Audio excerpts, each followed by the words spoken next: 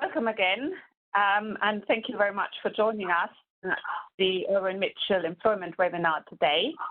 My name is Sibylle Steiner. I'm a partner in the Irwin Mitchell Employment team, and I'm joined today by my colleague Fatma Tadi, who is a senior associate in our team, and Jenny Arrowsmith, who is also a partner and a specialist in the education sector. Before we start with our topic on volunteering and short-term working, just a few housekeeping matters to point out. You can ask us questions during the seminar, and we would very much welcome it if you could ask us questions. And you can do that by typing the question into the Q&A chat box that you hopefully will have on your screen. We would also be very interested to hear, I think, of our audience's experience with volunteering so far, whether there are any particular plans, whether requests have been made, and so on. So if you want to share those with us as well, that would be great. And again, if you could use the question and answer box to do so. The session will be recorded, and we will be sending out the link to the attendees who've registered. And you will also find the link, which will be a YouTube link on our Irwin Mitchell website. If you have any technical issues or problems, again, if you could please ask a question, and our technical team will deal with your question there. So let's start with the topic. We thought that what we want to cover in particular this afternoon is the question of volunteering, also in the context, obviously, of the furloughing scheme, a bit in general as well.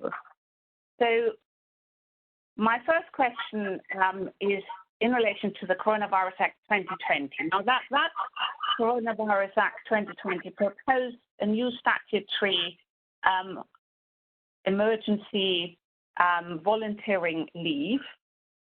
It hasn't become law yet because we are waiting for commencement regulation, so it's got to be laid before Parliament to become law.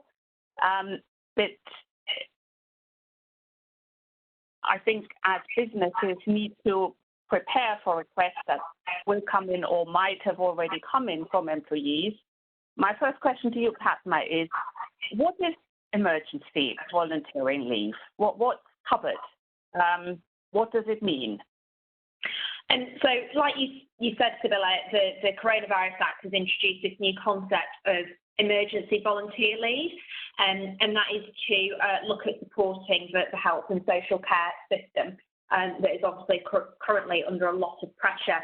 And so it is a different type of leave to the general volunteering principle, and anyone can volunteer with specialist skills that may help the healthcare and social sector, and it covers all workers, including agency workers.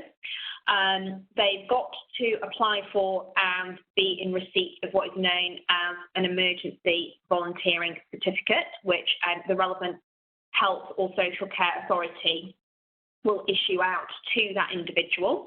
And as I say, it's people with suitable medical or social care experience or skills where they can help out in that industry. And once you've got that certificate, they need to speak to their employer, give at least 3 working days notice, and provide a copy of that certificate. Now, the length of leave that can be taken under this can be in periods of 2, 3, or 4 weeks, and an employee can be absent once under this provision within a 16-week period, so only once every 16 weeks, effectively. But it's effectively there to help the social and healthcare sector. And does it require prior experience, as you said, in the health or social care? Does it, I don't know, does one have to have a medical degree or any experience, or what sort of experience is required in order to get this certificate? I don't think it's as far as having a medical degree or anything of that nature. I think it's demonstrating some form of experience. So it can be having a medical degree, but even in terms of helping out in things like care homes and nursing experience of that description. So I think there's a wide range there of what can be covered. But ultimately, the skills will be assessed by the local authority, who will then issue a certificate if they think it's a skill that's needed. Yeah. Do we know yet what evidence has to be shown, or is that not clear yet by the employee who wants to volunteer? What they have to demonstrate to get the certificate? I don't think that's clear, and we're still waiting for further guidance in relation to all of that. It's as we've seen with a lot of these things, like the furloughing scheme and all the other bits. I think because of the unprecedented situation, we are being drip-fed the information little by little. Okay. And what impact, so if people volunteer for that, which is obviously a very generous and good thing, because as you were saying, the NHS is under huge pressure. Does that have any impact on that employee's employment contract? Does the employment contract does it continue during the volunteering, or how is that? What's the position there? So looking, I guess, specifically at the emergency volunteer leave, which is slightly different to the reservist volunteering leave that I'm sure we'll come on to at some point. If someone does get a certificate and they're taking emergency leave, then their terms and conditions will effectively remain in place, say, for their wages or salary. So I think it's very much likened to someone taking shared parental leave or maternity leave, in that their terms and conditions are preserved, their continuity is preserved, but for their salary. They have the right to return to work in the same or a similar position when they come back after their period of leave. And again, in terms of their pension rights and so on, it is very much mirroring the same as what you would do when someone's off on maternity leave. So yeah, effectively, that it is preserved, and they have the right not to be placed at a detriment for taking the leave or even dismissed. They will gain automatic unfair dismissal rights if their dismissal is linked to volunteering on this basis. How do people get paid? So the current provision says that the leave is unpaid, and then the Act has a provision within there allowing the individual to claim from the Secretary of State for any compensation for things like loss of earnings, travel, subsistency, to the extent that they don't get it from their employer. And I think an interesting fact that we are yet to see how it all fits together is how it fits in line with the furlough scheme. Because I think we've seen the guidance as it's developed over the last few weeks very much say that people can be furloughed and still volunteer, and volunteering doesn't break that 3-week minimum period that you've got to have to be on furlough. But as we know, under the furlough scheme, you can claim up to 80% of salary, capped at $2,500. But as I say, the leave currently in the Act is unpaid. And I think my view on it, and I don't know what yours is, Sibylle, is given the guidance and how this should probably sit together, is that I can't see anything wrong with an employer furloughing an individual, allowing them to volunteer because it doesn't break their 3-week leave, and claiming their salary in the normal way as given by the guidance. And it's only if you're only paying less than what the individual would normally get that they might then be able to carry on looking at applying to the Secretary of State to subsidise that further if there's additional costs that they haven't been able to recover. But as I say, we're waiting for further guidance. So what I would probably recommend is, if you have a member of staff that is furloughed and wants to exercise their right to emergency volunteer leave, that letter of what you are paying them, what you might have to recover back from them if you can't effectively recover it from the furlough pot, that is clearly documented within those letters, and it's carefully drafted, to be honest. I think you mentioned we've had a question in, and you mentioned the right to exercise emergency volunteering leave. Yeah. The question we've had is that can an employer actually refuse to let an employee go? For example, if it's a key worker in food industry or in any other key sectors? So there are some exempt categories where an employer can say no to someone exercising that right, and that's a micro-employer, so less than 10 employees. Crown or parliamentary employees are also exempt, police, military, and then the Secretary of State is meant to produce a further list, and I suspect people that are key workers within their own employer organisation might fall within that. But wider than that, at the moment, there doesn't seem to be any right to refuse the leave, as you might see for other types of leave, such as business needs or costs and those types of things. That doesn't seem to be exempted. I think that looks like a very important point, because it might actually be difficult for an employer if it's not just one employee or even just one employee in a key position, but there's only a whole raft of employees who would like to go on that leave. So I think that there is potentially an issue, and I mean hopefully there will be a bit more explanation as to or whether there are certain circumstances under which the employer can say that it would not be possible for the employer or for the employees to go to that leave. And I think that gets us to another probably important point, is that an employee can't really suffer any detriment from exercising this right. Yes, exactly. No detriment, and there is an automatic unfair dismissal right if they are dismissed because of that, and there's no qualifying period, and the compensation isn't capped either. So it is a very important point to note that if someone is exercising their rights, to be very careful about any future action that is taken as a result of it. Yeah. So Jenny, if I could ask you a question there with regard to the education sector. I mean, the schools are still closed right now, but presumably if they open or with online education ongoing, it would cause problems for education organizations if, say, teachers went on this leave.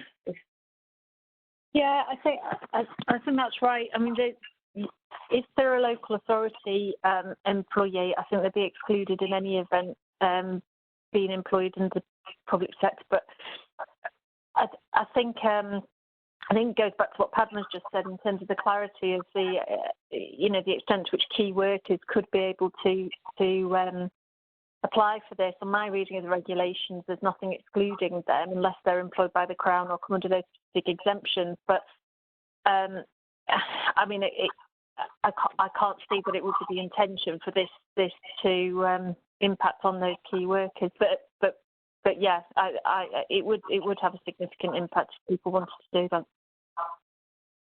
Thank you. And Padma, you explained sort of in relation to the furloughing scheme and payment and how to put people on both. How does it fit? And we were talking about the sort of not to suffer any detriment.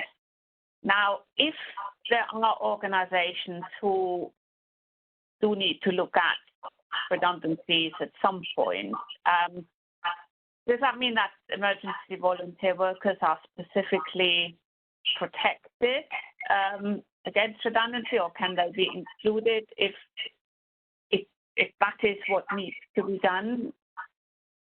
I don't think just because someone is on the leave that they are immune from redundancy. And so I think my advice would very much be similar to what I would say for someone returning back from maternity leave or any other family-friendly rights and exercising those types of leave, in that you need to have an objective reason for that redundancy and follow the requirements when looking at a redundancy process.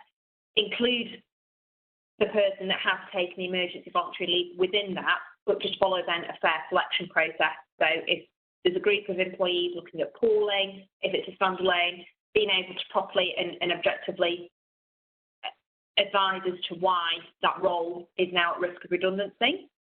I don't think it makes someone immune, though. Okay. I think that has to be right, because the detriment has to happen because of them asserting their right to take this leave, doesn't it? So if the detriment or being placed at risk of redundancy or dismissal is for another reason, then they don't get that protection in a very similar way, in fact the same way as it applies as you've got the protection if you made a flexible working request or such other type of assertion of statutory rights. And while employees or workers are on that leave, are there any obligations and liabilities?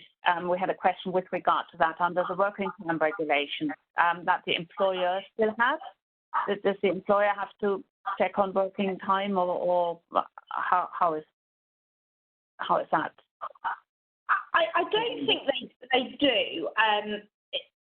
In a nutshell, because the working time regulations is very much about workers and employees and making sure that you comply with giving them the daily rest breaks and so on, and volunteers aren't caught within that. What I would say is I would still pay attention to if someone is working and doing other volunteer activities and their role is something where they're working in a hazardous factory environment or operating heavy machinery, that I think that you still, as an employer, have a duty in terms of health and safety for that individual as well as other staff. So you might still want to ask questions such as how many hours they are volunteering, etc., to make sure that they can still operate safely when they are working with you from a health and safety perspective. But specifically in relation to the working time regulations, their volunteering hours technically aren't caught. So I don't think that's a major issue to worry about from that perspective. But do bear in mind just general health and safety and what role they're doing, and take a sensible approach in relation to that. Okay. Next question. I think the government also announced that they might take steps to mobilise military reservists. What's the position there? So if someone is a reservist, usually the MOD gives up to 28 days notice. And in that situation, this is slightly different to emergency volunteer leave in that in the absence of any agreement that's been reached with the employee, technically that reservist employee's contract sort of terminates or effectively freezes whilst they are serving in the forces. And that means things like their salary, benefits, rights to annual leave all freeze. And it's the MOD's job to pick up that liability and responsibility, and they have certain pay scales and so on that they've then got to adhere to, and there's certain applications that the individual can make to top that up. But that responsibility, whilst they're serving, sits with the MOD. In terms of continuity of service, that is preserved with the employer, but for the period that they are serving, it doesn't carry on adding to it. So if, for example, you've got someone with 2 years service and then they go off to give duty as part of a reservist for however many weeks, those few weeks will not count towards adding up or adding on to that 2 years service, but they do freeze that 2 years service to then the clock start ticking again effectively once they come back. Okay. Does that apply? That's different from the emergency volunteer leave. It is, yeah. And this is the military reservist, so it is different. Okay. And can we just? I don't think we have any further questions with regard to the emergency volunteer leave. If there are any, please still keep asking them. But I suggest we just sort of move on to the question of volunteering and furloughing now. the furlough system, as you said, Fatma, doesn't allow employees to do any work for the employer or any linked or associated organization, but volunteering is an exception to that. So leaving aside the emergency volunteering scheme, what other type of volunteering could be regarded as volunteering? I mean, can an employee say, well, I'm going to volunteer for my employer and work for free while I'm being furloughed? Does that count as volunteering?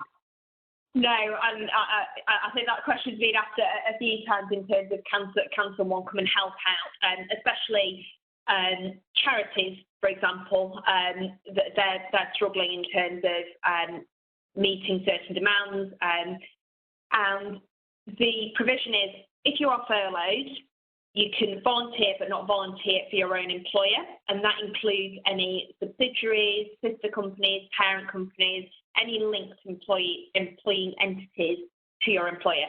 But what you can do is go and volunteer for a completely separate organisation, so another charity, another school, whatever that may be, and provide those services.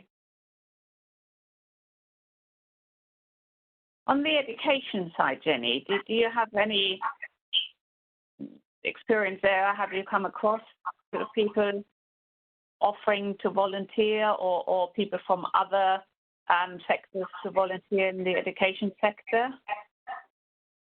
I've not come across that, if I'm honest.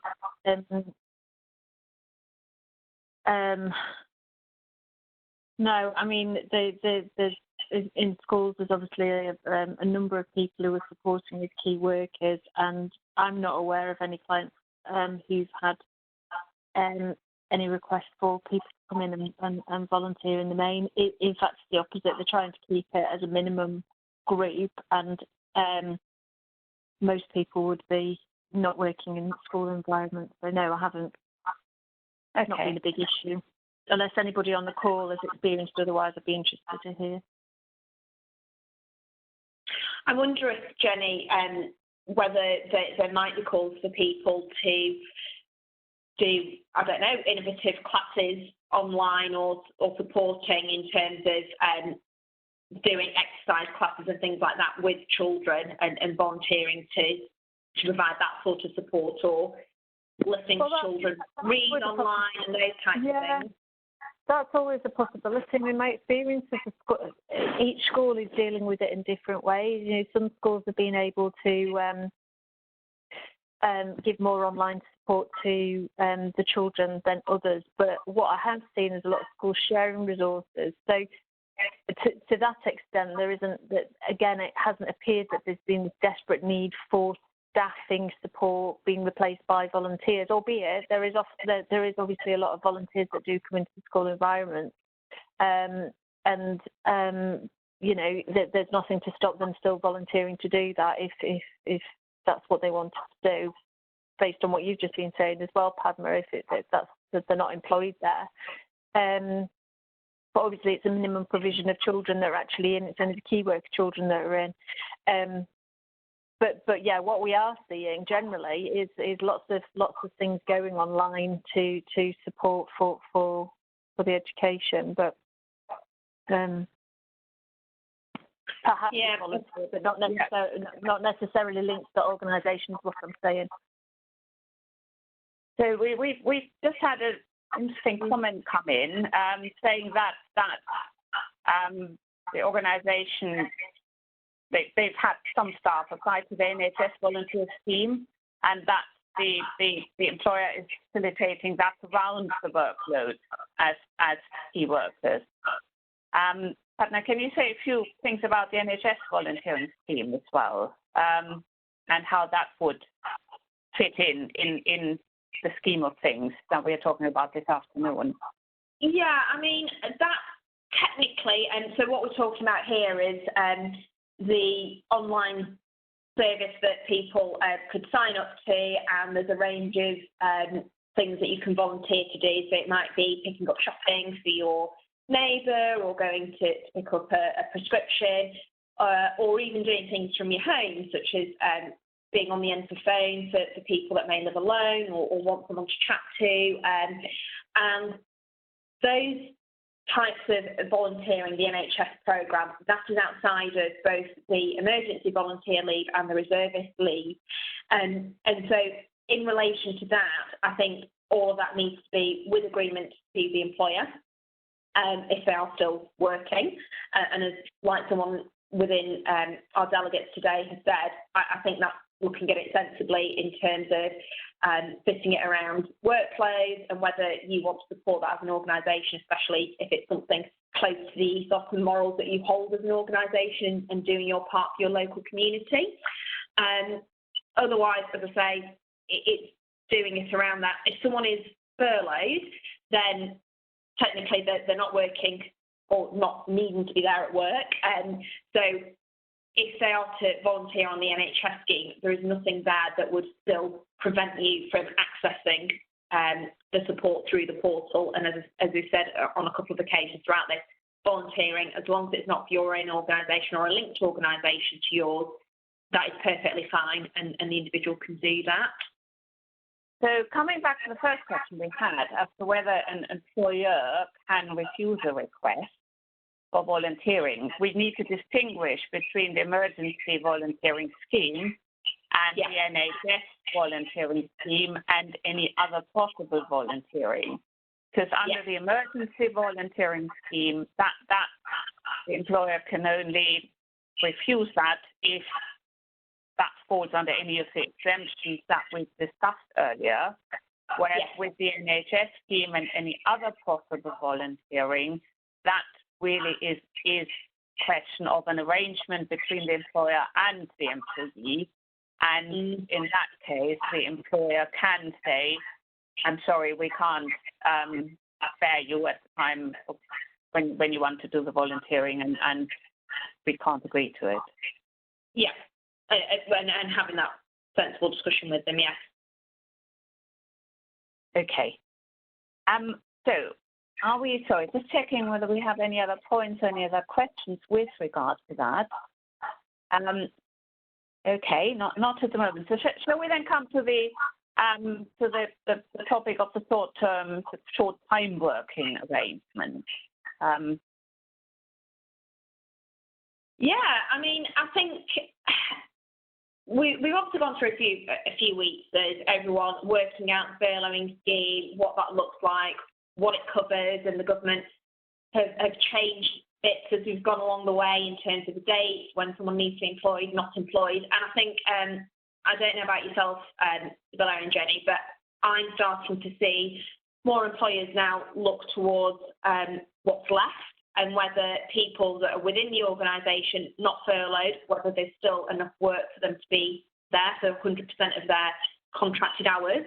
Or even I've had the opposite of people saying, well, we've had people off for 3 weeks now. We could really do with them coming back, and because we realise that probably not working at all doesn't work for this organisation. But again, it's not 100% capacity. So options that are being explored are things like short-time working.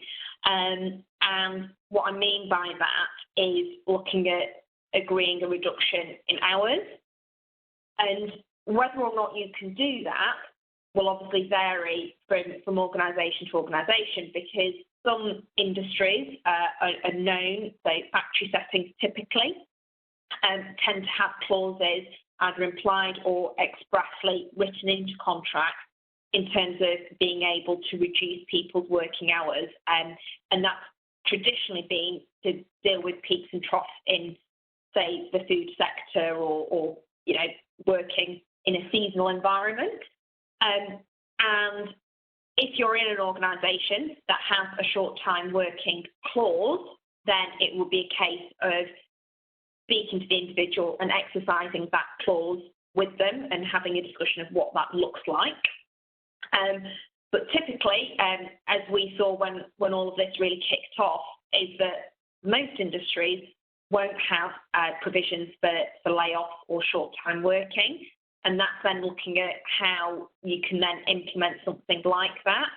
And I don't know, Sibylle, whether you've looked at that with clients, so looking at things of agreeing it with them directly and having that sensible consultation, or even if someone disagrees, trying to force that through dismissal and re-engagement. And I don't know whether either of you have had that experience in practice. Jenny, do you want to chip in there from your angle on the education side?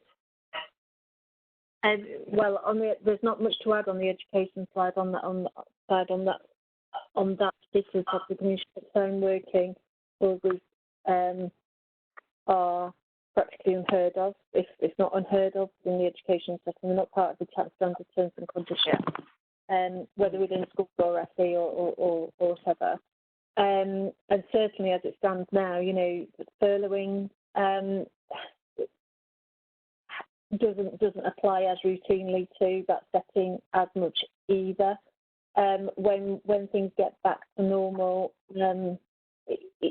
it's different to the other sectors insofar as the relevance of the short-time working. But what will be interesting is when how schools start getting back to normal. If it's going to be a phased return rather than a all or nothing, I'd imagine it's phased, and then it'll be a question of how you ascertain which go back and which remain at home, all those kind of factors rather than the short time working. But picking up on what Padma said, I agree. I think that's exactly the kind of things that we need to be looking at in terms of agreeing and thinking further forward. And I think the real difficulty is you just don't know of the timings and therefore the estimate of when this is going to impact and how it's going to look. So it's still crystal ball gazing at the moment, isn't it? Yeah. And like you say, it's a guessing game as to how quickly you will need to bring those staff back, what resource you'll need, and but the main thing is setting yourself up, I think, so that you can be reactive at the time that you've done that assessment and realise right now we need to make some reductions, but we don't want to do redundancies because we're not wanting that finality. We're just wanting this short-term measure of which short-time working by agreement can be one. When the furlough scheme is no longer available, for example. Yeah, I think all about. Yeah, sorry, Padma, please go ahead. Sorry, I was going to say I agree with you, Jenny, that I think it's very much all about communication, isn't it? And looking at the different options that are available, because naturally, from both angles, it's all about looking at preserving as much as what we can do in the interest of a business staying viable and someone not being completely let go and being made redundant. And I think the other valuable point that I think you picked up on there is if you are in that position of selecting some to return maybe on a short-term working basis, etc., of again having that clear rationale to communicate with staff as to why it's them and not you, to ensure that there isn't anything where discrimination could be inferred from that. But being very clear about that communication piece and viability. And also just looking at it from a practical point of view, because I was looking at this with a client not so long ago who the short-time working proposal that they were putting forward meant that someone was coming back, doing hours that meant that their pay was cut to an extent that actually they'd probably be better off being furloughed and sitting at home at 80% of their salary. So you've also got to just think of things like that in terms of combination of how it meets with the expectations of the individual and practically of whether someone would refuse that because actually from their perspective it's easier to sit, or it works out financially more stable for them to be furloughed rather than agreeing to the proposal that you're putting together. So I think there's a lot of different strategies and dynamics that you need to take into account rather than just sort of saying, right, it needs to be you're coming back 3 days a week and this is what we're offering and it's better than redundancy. There is a lot to it. Yeah.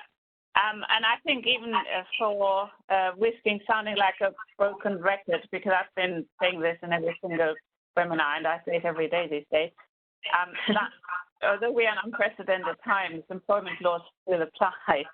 And I think everyone is well advised to make sure that employment laws are complied with, unless we have a situation where the law has been changed temporarily.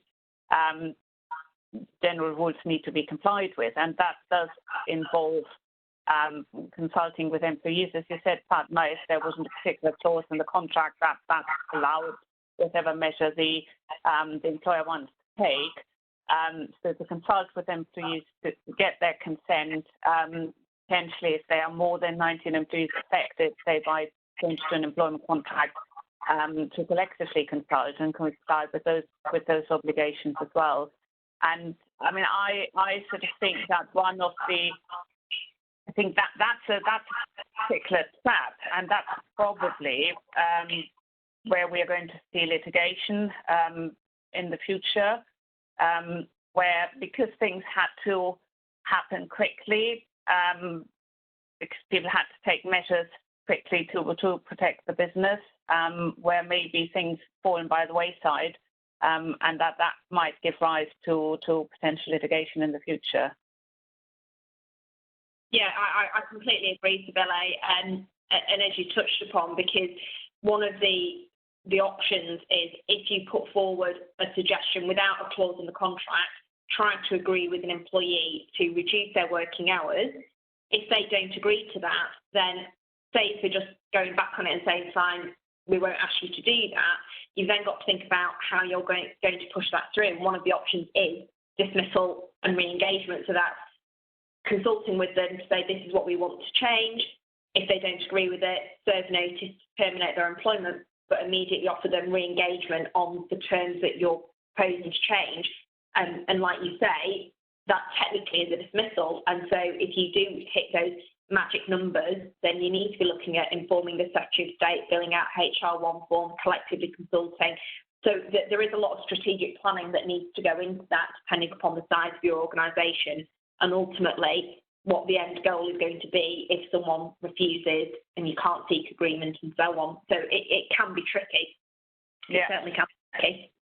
Yeah, and I think in this context it's probably worth mentioning as well I wouldn't maybe not call it confusion, but there seems to be some conflicting information coming from the government guidance, and then conflict there with the Treasury direction, in particular in relation to the question as to whether employees have to agree and how that agreement to furloughing, what does that need to look like.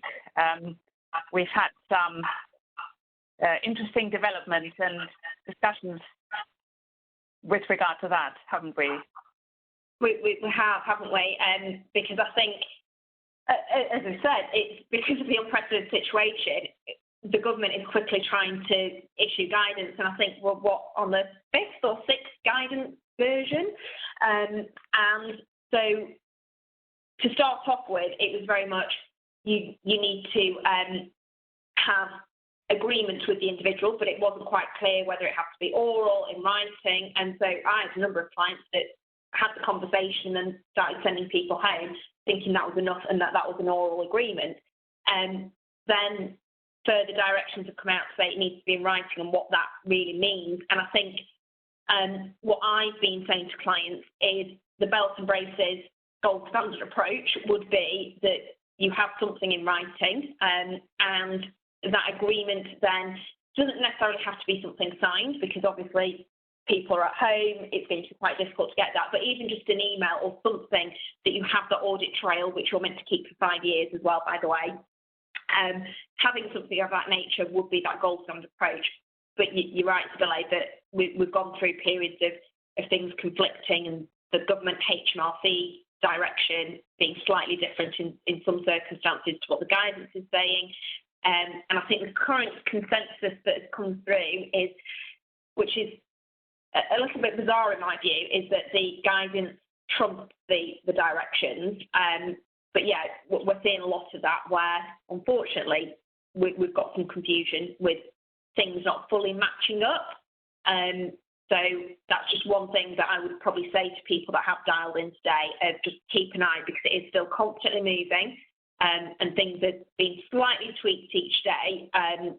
and just look out for that guidance of what we would recommend as being gold standard, or where there might be some chinks in the armour. You can always go back and perhaps, you know, what we've said to clients that maybe orally agreed to things is we'll go back now and at least document that discussion that you have, so at least you've got that in place. So there's always tips and hints that we can give in relation to things like that. Yeah, and I think there seems to be a tendency to add new guidance late on the Friday evening or late on the Sunday evening. Or actually, I think the fourth or third change to the guidance was done on the Thursday before Good Friday, late in the evening. So I think if one wants to be up to date, piece of advice: keep pressing refresh on the government guidance website on Friday nights or Sunday nights, I suppose. Yes. 5 p.m. on a Friday is a favourite, I think, for update. We've had another question, and I think that does relate to furloughing and what can be done, or what would counter work during the furloughing period. And this question is in relation in particular to, well, I think it is during the furloughing period. What happens with regard if there's a QP process ongoing, and is it possible to consult with the employees while they're being furloughed, or would that count as work? I mean, I'd be interested, maybe we can share our views there. I think when it comes to redundancy consultation, that should probably be possible, I would have thought, during a furloughing period, because the guidance specifically says that it's possible for someone to be made redundant while on furlough, so it should be possible to consult with someone while they're on furlough with regard to redundancy, because otherwise the employer would fall foul of their obligations. Now, when it comes to QP consultation during furlough, I think if we are within a period of time where the employer has the obligation to consult or do something with the employees, the employer could probably also say, well, I had to do it, otherwise I would not have complied with my legal obligations. But probably, to be on the safe side, if it's possible to push it out of the furloughing period, that's probably the safest way of going about it. I'd be interested to hear your views, Fatma and Jenny. Yeah, I'd probably agree with you that's just be sensible about what it is that you are asking them to do, and if there is mechanism to wait till after that period, think about doing that. Yeah.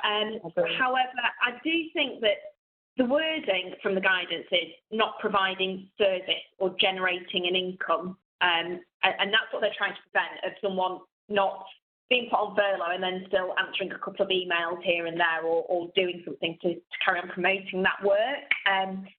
Whereas liaising with an employer for consulting or being informed about QP, I wouldn't necessarily say that's providing a service to the employer. It's more about understanding or negotiating the terms of their contract and what that's going to look like in their future employment with the business. That I would have thought that should fall outside of being classed as work and impacting the scheme.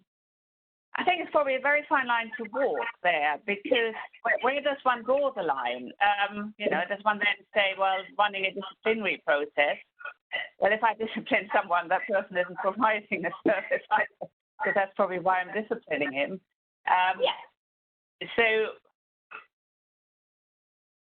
it's a difficult one. I don't think we've got the guidance. It is difficult. I think it's looking at, do you really need to? And if you are in that really critical position, then I think it's a balancing act, isn't it? Because ultimately, if there is a cheapy deal going through, that would suggest that there's some form of transactional something that's requiring that movement of employees. And from a commercial level, you then need to weigh up, do I want to lose, or is there a potential of that deal being lost if I just don't take the risk and do that? And if you are doing that, think about keeping that to a minimum whilst complying with your obligations, and very much sort of trying to not have it as a service or generating income, but as I say, just liaising with the information that's critical. Agreed. Thank you for that question. That was a very interesting question. So I think generally I haven't got any further questions here. Jenny, can I just ask you, sort of at the end of it, from the education sector, I mean, you said already that furloughing public funded bodies and so on is, well, it's not forbidden, but organizations are supposed not to do it. What's sort of your experience with regard to the furloughing system and the situation now from the employment angle, where what sort of regular questions have you received and what's the most burning issue there? Well, first of all, it was whether it applied to the public sector or not, and the extent to which multi-academy trusts and FE were impacted by that. And our advice was always that, the furloughing is ultimately happening in organisations where they don't have the income, the same level of income, and therefore, it's an imbalance, isn't it? Whereas if you get public funding, which is paying for the majority of your staff costs, it would seem, this is before the guidance came out, seem contrary to the purpose, wouldn't it? If you can have that funding, but also then apply for funding by furloughing the stuff that you don't need. And indeed, then the guidance did come through, which encouraged public sector organisations or organisations that had their income funded by public money to not furlough. Now, what followed from there was a lot of questions from clients that we've got who have other staff costs, such as nursery provision, which isn't necessarily funded by their public funding, or you might have catering, and those kind of operations, or maybe a gym in FE colleges and the like. And the extent to which those staff costs could be applicable to furlough. And I think that again, there's been there was a statement of when the direction came out, it didn't make any mention of the education setting, so that caused immediate confusion. And then later on, again, it was in the evening, the guidance was updated to clarify what was meant by that. So where we're at now is if the staffing costs are met by public funding, then furloughing it's not intended for that. There's no rule bar, but I think ultimately if you do apply for that, what I've been saying to clients is you are likely to get pushed back, and in any event that might well later impact on your funding later down the line, because that's clearly not what the intended purpose is. But if you've got provisions such as nursery, gym, or a catering facility where those staff costs aren't paid, and you're not getting any income from there, then furloughing could be applicable, and we're just exploring that now. And I know of some colleges that are going on that basis. And what we've just said is because the guidance is so vague, actually, on that point, you've just got to be aware. They've just got to be aware that if they do it, there is a potential that they may get that pushback. But those that we've been having that discussion with are generally taking the view that they will try it for those categories, but not for where the staff and costs are met by public money. And I think that has to be right. Okay, well, thank you very much. I think we should probably finish off with some information about the furloughing portal, which obviously opened yesterday. It didn't crash, only briefly at the beginning, and I don't understand it. It's about 140,000 applications that were put through the portal yesterday, so I think that's a very impressive number.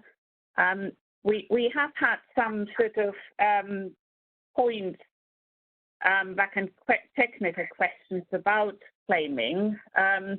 So I think I'll quickly just run through these. One is that the position is that employers can only make one claim per period, and that's for one calendar month, and that's got to include all employees that have been furloughed in that claim, and it doesn't matter if they have been furloughed within that period on different dates. Now, because the portal doesn't actually allow employers to include different dates in the section asking for dates of the furlough. So one should probably include the earliest date when completing that section. Now, if an employer makes a mistake and then second and third claims are rejected because they can only submit one claim per period, then it should be possible to include these employees when the next claim is submitted. And also that employers can claim for full months, provided they've run the payroll for that complete period. Also, one bit of warning, apparently the online calendar can't be relied on because that doesn't give the exact date. And also, you can't claim for employees under 16 because they don't have a national insurance number. And also, HMRC are checking to make sure that everyone who is claimed for was on the payroll as at the 19th of March. You may recall that that was one of the changes that were made in, I can't remember whether it was the 4th or the 5th Amendment to the guidance, that the cutoff date for employees to be put onto the furlough scheme was moved from the 28th of February to the 19th of March. I think also in this context, I quite like that bit. If you are in the category of putting in 1 to 99 employees, you have 30 minutes to put the information in for these employees. So it's advisable to have all the information in front of you because otherwise you might not be able to get everyone in. So that's just some sort of little technical points in relation to the question of the furloughing portal. And I think unless we have any other questions, which I don't think we have at the moment, I think that brings us to the end of our webinar this afternoon. And I think just to summarize, we've covered the issue of volunteering.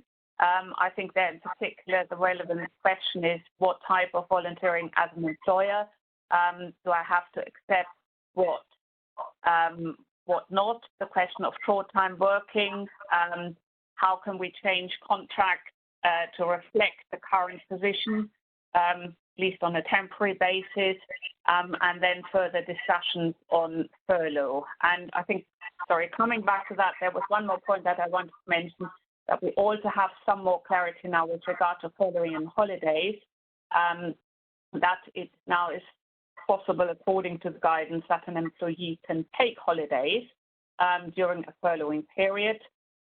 However, the question whether the employer can ask an employee to take all their holiday during the furloughing period, as far as I'm concerned, I think is still an open question, and there are quite a few very clever people who are debating that.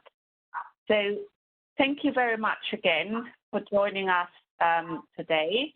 If you have any questions that you haven't thought of now, please let us know. You can always email us afterwards, and you've got our contact details on the slides in front of you. Can I also refer you, please, if you want some further information, to our website, where we have a section on coronavirus updates, and you will find all our latest articles, CASLs, about developments, about issues on the website as well. So thank you very much again for joining us, and please all stay safe and healthy, and have a nice afternoon. Thank you. Bye-bye.